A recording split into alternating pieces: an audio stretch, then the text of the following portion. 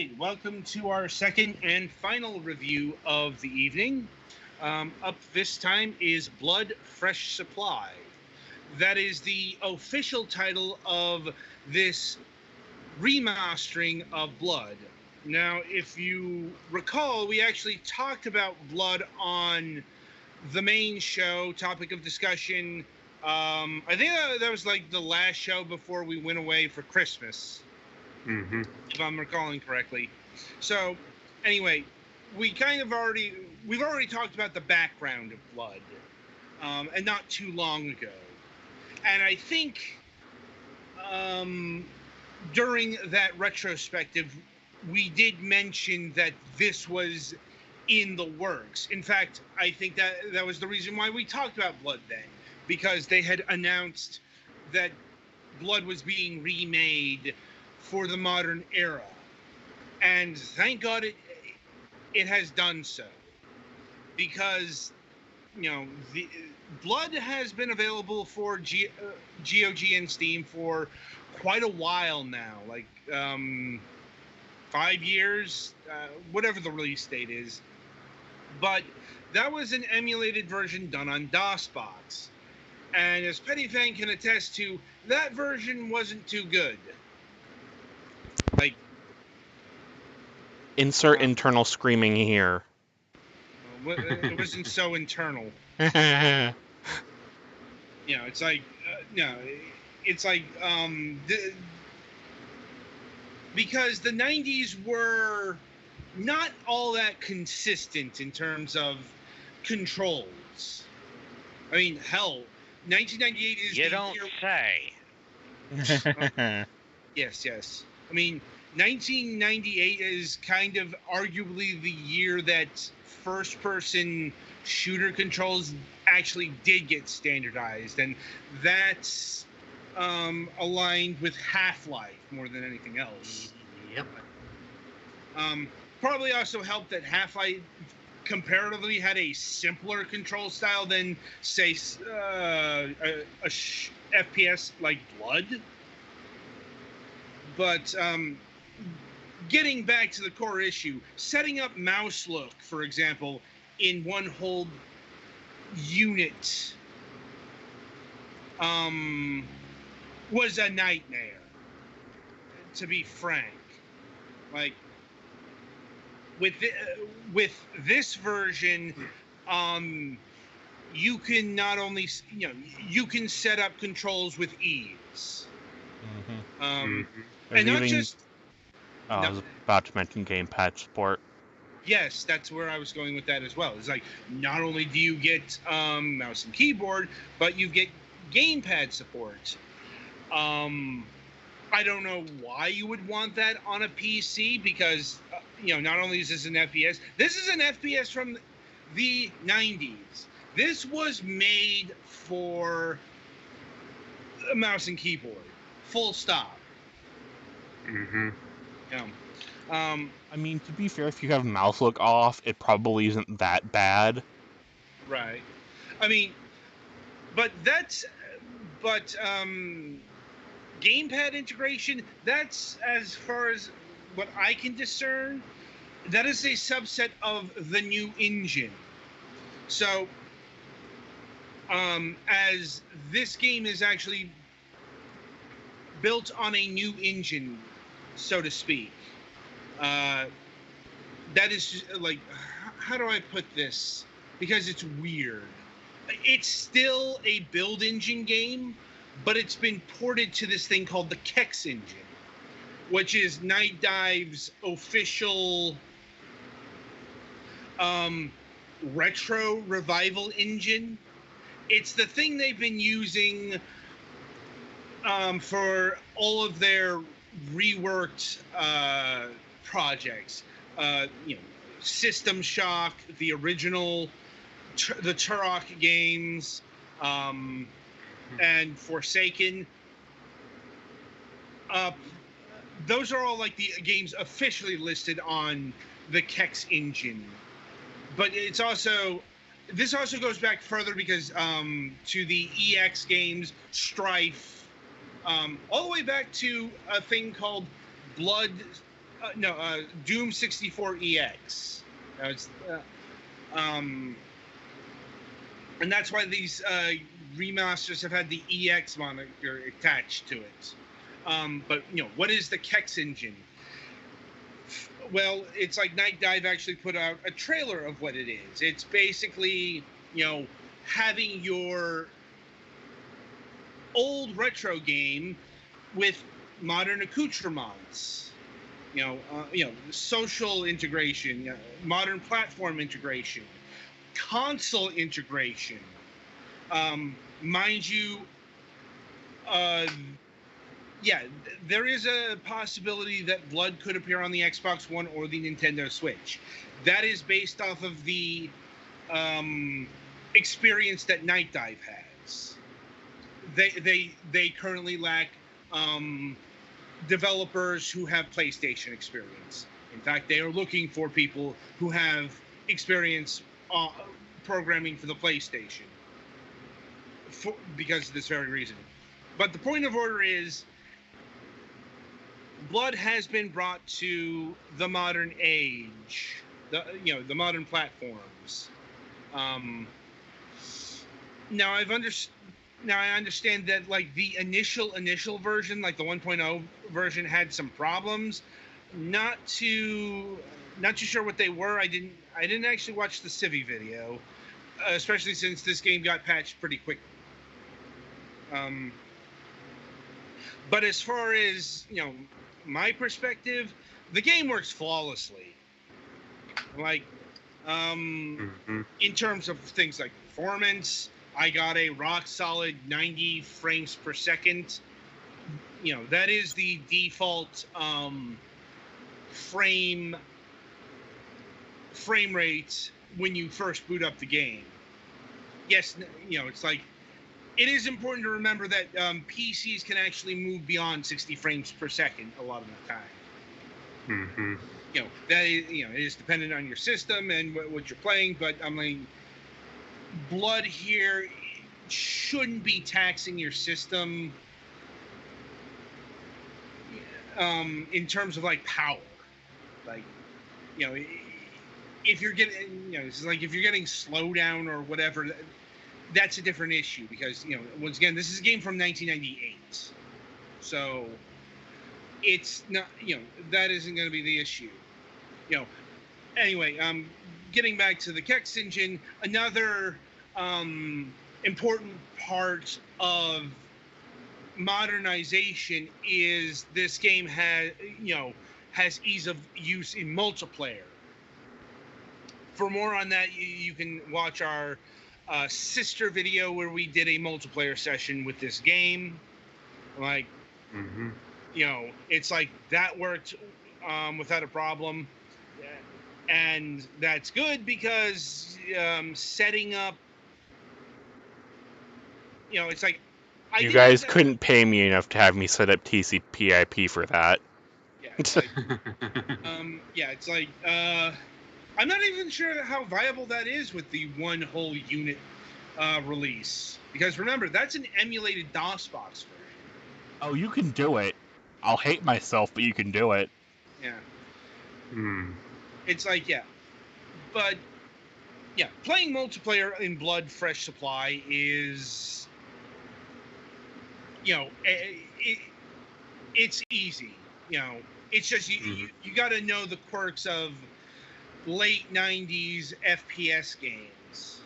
Yeah. Because, as a game, this really is the epitome of 90s FPS design. At least, of the Doom mold. It's like, this is kind of this is one of the last hurrahs of this particular type of FPS. And I'm not just talking about, sprawling levels, key cards, all that stuff. Because this is also a sort of sprite-based game. That is to say, most of the weapons, most of the enemies, they're all sprites, but you've also got voxels in here. There's another sign that this game was from a very specific point in time. It's using voxels. I'm like, don't really have time to go into what those are, but I'm like, it was a graphical thing of the late 90s, like to early 2000s, and that's what they use to make the 3D models that show up, like the keys and such. It's like some of this is all is 3D. And it's like, if you're familiar with the build engine, like Duke Nukem 3D, like the actual like level design is very that. It's like very much took secret finding to new levels. It wasn't just hit the wall and maybe you'll find the secret. You got to explode things. You've got to jump up to hidden places that are invisible walls, that kind of thing. It's like, truth be told, it's not doing a whole lot original in terms of its design, but I don't think it was really striving for originality. Like, if anything, it kind of strived for excess. Like, this game, in keeping with the very 90s tone, is very over the top. Like, you'll notice it's very horror themed. But, it's not actually a scary game, like, at all. No. No. I mean, with that degree of graphics, it would be hard for it to be really scary unless you're super suspension of disbelievable, and you're playing in a dark room or whatever. Yeah, even then. And or in a thunderstorm. Cough. This is very B horror like.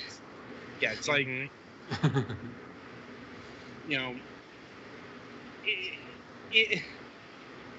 it's horror themed, but it's not scary. Like Castlevania. Yeah, something like that. Mm-hmm. It's also way too over the top to be scary. Like, the blood effects are, geyser fests and everything, and it's got pop culture quips and references. Mm-hmm. Not to mention some of the screams and things that the enemies say aren't to be taken seriously. Yeah. Or difficult to take seriously. Yeah. Now, as far as the enemy chanting, it's this weird hybrid of Latin and Sanskrit. Like, I forget the official name, but it is a thing that exists. Like,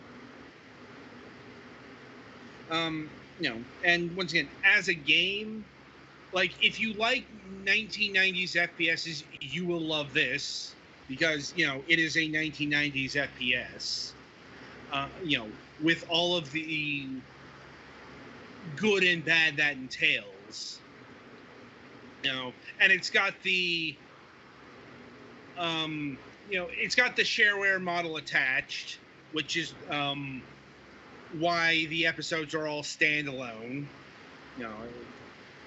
and it's worth noting that, like the one whole unit package, this is the complete Blood experience.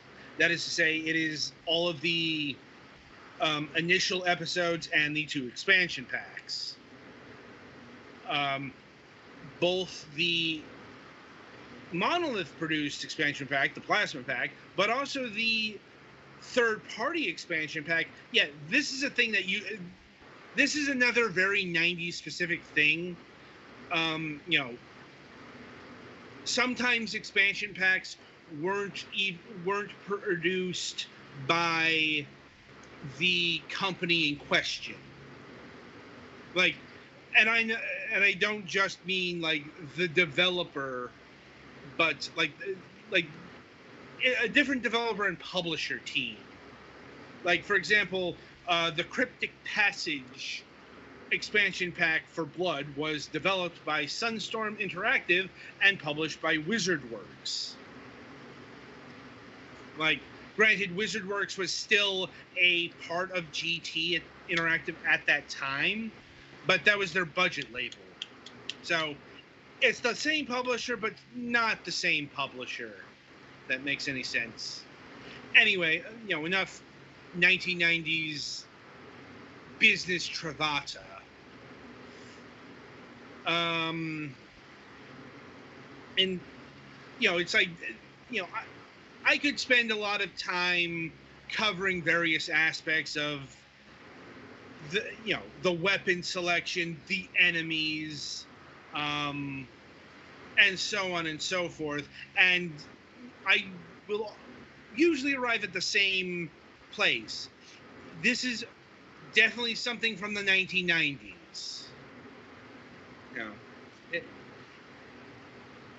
That being said, what kind of separates this game from the pack is its actual weapon selection is a bit more eclectic than your usual mix.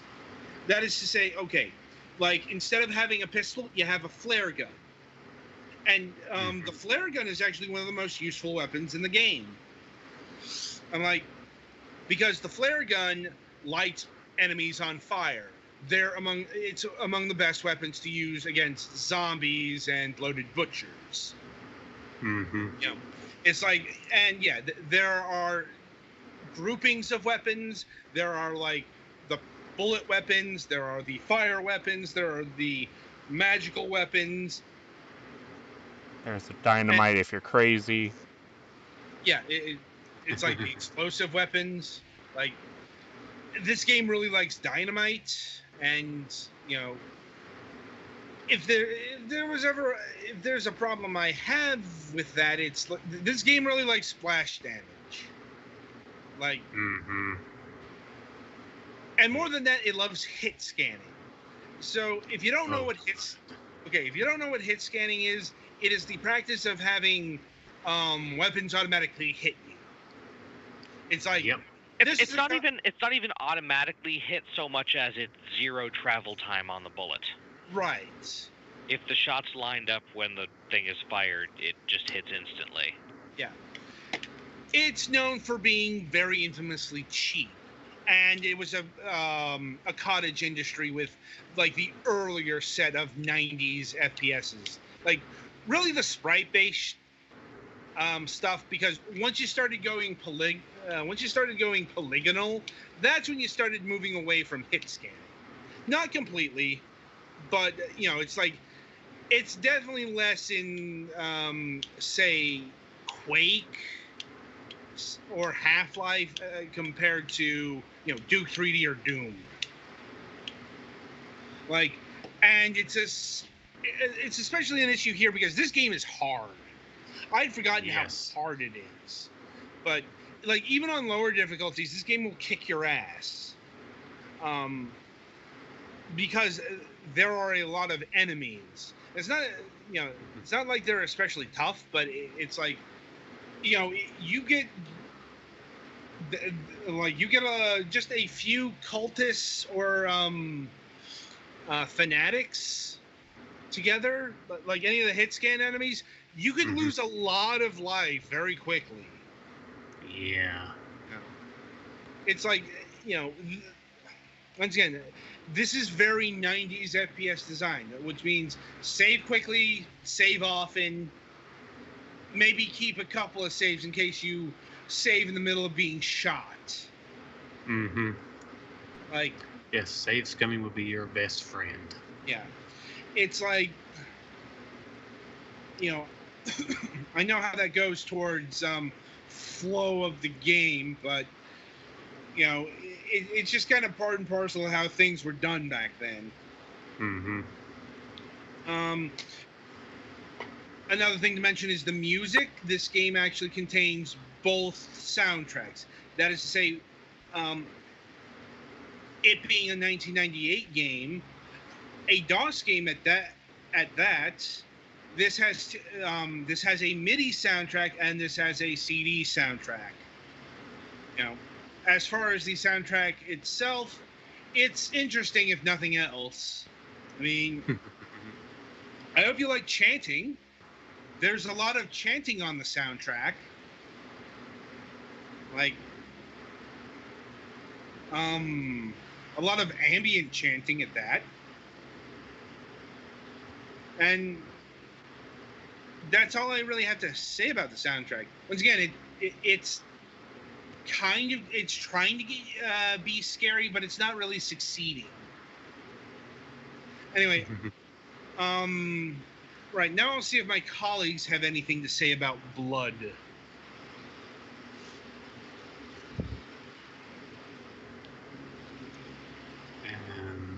I didn't play it, but I suppose I can compliment it by saying that at first I wasn't sure that it was a modern game. I mean, it really nails the look of old games. Yeah.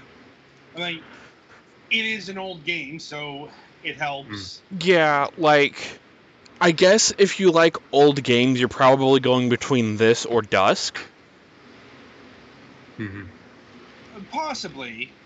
Like, though this one, Blood, doesn't have a lot of modern accoutrements like checkpointing. If you don't save, when you die, you go back to your last save. Right. No, it's save anywhere for good and for ill. You know, it's like, once again, I have certainly encountered the, oh shit, I didn't mean to save here. You know, I've done God, the opposite. I forgot to save, and oh shit, there goes 2 hours worth of progress. Yeah. Or, you know, it's like, yeah, you know, just be careful about that. Yeah. Yeah. No. I haven't had a whole lot of experience with 90s FPS games. I only started getting into FPSs around the early 2000s, and I do appreciate being able to play Blood. That's one. But I've heard a lot about it, man. Oh yeah. The one thing is the story is campy as hell. Right. It's like, so the story of Blood is you are, you know, I guess you are actually a character. Well, even though the game says it's by Monolith, this was actually a co-production between Monolith and 3D Realms. And you can see the 3D Realms influence all over the place. Like I said, if you've ever played Duke Nukem 3D, not only have you played these levels, but you played this character, Caleb. Because Caleb basically comes across as the horror version of Duke Nukem. You know, I mean, seriously, he makes pop culture quips. You know, he makes horror references. You know, if there's a thing that would separate him, it's like the actual voice. You know, he's not as badass as, say, Duke Nukem is supposed to be. He's also a fair bit more evil, if you know his whole backstory and thing. Granted, it's like, what story is there isn't a lot. It's still a 90s FPS pre-Half-Life. Yeah. But, you know, you are Caleb. You were the leader of this organization just called The Cult. You are murdered. You have come back to life. You have sworn revenge on said cult and its dark god. Ancient Babylonian name, let's say. And something... Trinobog or something like that. Yeah, something like that. Trinobog, I think. Yeah, Trinobog. And Trinobog isn't Babylonian, it's Slavic. Yeah, there we go. Yeah. Something they have your girlfriend or wife. Yeah, Slavic isn't isn't a pantheon that gets raided too often. But, point of order is, you are attempting to take revenge on the cult, and, you go through 4 episodes of that. Each episode is about no more than 10 levels, which was standard package is 8 levels plus a secret 9th level. And, finding secrets is encouraged, but not, you don't need to do that. What is interesting here is this game actually lacks a part-time. Mm-hmm. So if you don't know what that is the amount of time that is like the average time it would take to complete the level. And it's usually like 3 minutes or, something really short. It's a speedrunning thing, basically. Before that was before speedrunning was really a thing. Mm-hmm. I'll admit I never hit par times because the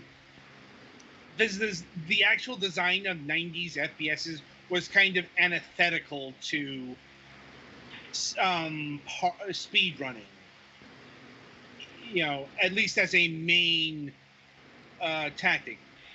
Well, that is to say, here's the thing: a lot of 90s FPS levels aren't actually all that big. Right. If you know where to go. The whole thing about 90s FPS levels is they are very, long and spindly. There are many ways to go and stuff. Yeah, it gets to be, some levels here are like literal mazes.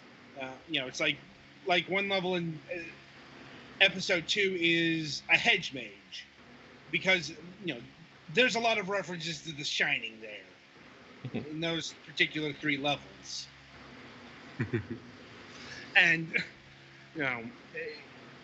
it's like, another problem with this game is it really took that kind of design to an insane level. That is to say, there are 6 kinds of keys in this game, and there are levels where you have to find all 6 kinds of keys. Mm-hmm. So that also means backtracking. Backtracking is a feature of some of these levels.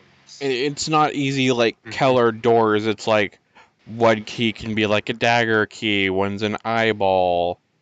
Yeah. I mean, there are other FPSs that had groupings of keys, but it's like, Doom, no more than 3. Mm-hmm. It's like, they had like key cards or skull keys, but you didn't see them together. This, it doesn't do that. It just, it's got 6 keys. You might see 6 keys used in a level. Not often, but you will encounter that. And yeah, that was too much in my estimation in terms of, locking doors and shit. Mm-hmm. That being said, what I am surprised is there weren't a lot of monster closets. Right. Those are in this game as well. Once again, another very 1990s game design of FPS's. A room where you go in the door and then suddenly a shit ton of enemies spawn. Right. Or you grab an object and a shit ton of enemies spawn. That does happen sometimes, but not nearly as often as I thought it would happen. Like Doom's kind of trained me for that. Like that is a classic of Doom. Yeah. Like, yeah. Oh, hey, here's this key card just sitting here. Here is this nice shiny BFG. Oh shit, there's a ton of imps and soldiers and pink demons and we're totally not baiting you. We promise. I believe that is a mysterious dungeon thing. Right. I'm just saying it's another big trope of 1990s FPS games. And once again, it is here, but that's actually downplayed in comparison. Mm-hmm. Like, I think a few of them I've seen were kind of like off the beaten path type things. Yeah. Yeah. You know, once again, it does happen, but yeah, not as often. Probably because of the amount of keys you might be picking up in a level. Mm-hmm. Like, let me see. I'm thinking any other aspects that we haven't covered. Right, bosses. Yeah, these games have, very 1990s level bosses. Although, oddly enough, I didn't find the bosses of this game to be too difficult in comparison to other FPS games. It's still hard, but not as bad. Not as bad as like Wolfenstein or Doom or something like that. Oh, weird. Right. So pricing. This game, well, this game will normally clock in at $9.99, but if you bought the previous one whole unit package on Steam or GOG, I presume, you will get a 50% off coupon. Mm-hmm. You know, and the game is for $5 then. You know, is this game worth it? Yes. Yes, it is. It's like even if you own the one whole unit package, it's worth getting this game again just for the modernization aspects.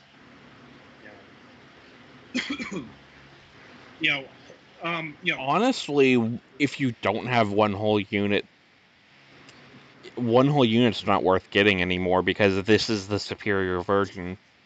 No, I don't even know why that's still on sale. Like, there is no reason for this to exist, for that to exist now. Like, because Fresh Supply is just such a quality of life improvement over the previous package. Yeah. Now, as far as the game itself, absolutely. Provided you can put up with, 1990s FPS conventions, and I know there are some people who can't for various reasons. Either this game is too old, or it's too brown. It's like it's definitely got that. Exactly what is that in the distance thing going? Not just because high pixelation at long distances, but because the color palette is very real as brown, or gray, or dark blue. It's it's not a very colorful game, is what I'm getting at. Very earth tone. That's actually not necessarily a bad thing. It's it does get a bit difficult when you've got brown coated enemies against a brown background and such. Anyway, your recommendations, guys. I'd say get this or Dusk. Both are good. Yeah, if you're looking for a nice FPS game you haven't played yet, get it. It's the better version of the original. Right then. And like, I guess the split between this and Dusk are if you want more modern features like checkpointing, go with Dusk. If you want like a more classic experience, go with Blood. Yeah.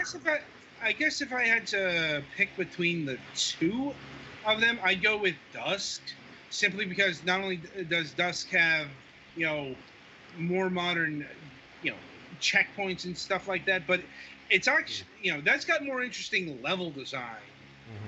It's like, I know I criticized Dusk back in the day, but it's like playing Blood again has reframed that in my mind, because Also, it's like Dusk had more interesting level design as you went through the episodes. Blood doesn't really change much episode to episode. There are changes, but you are still dealing with the same basic kind of design. Episode 1, 2, or 3. Like there is nothing as standout as, like, say, the Escher Lab in Blood Fresh Supply in terms of actual creative level direction. But that's not exactly what Blood was aiming for. Blood was aiming to be the epitome of sprite-based 90s FPS type titles. And I think it achieves that. Also, the less said about Blood 2, the better. That is a thing that exists, but that only had like a year to be developed, and it's buggy as shit, let's just say. Like, a lot of the weapons don't work right, a lot of the enemies don't work right. A lot of it just doesn't work right. But as far as Blood 1 goes, yeah, this is one of the better games I've played this year.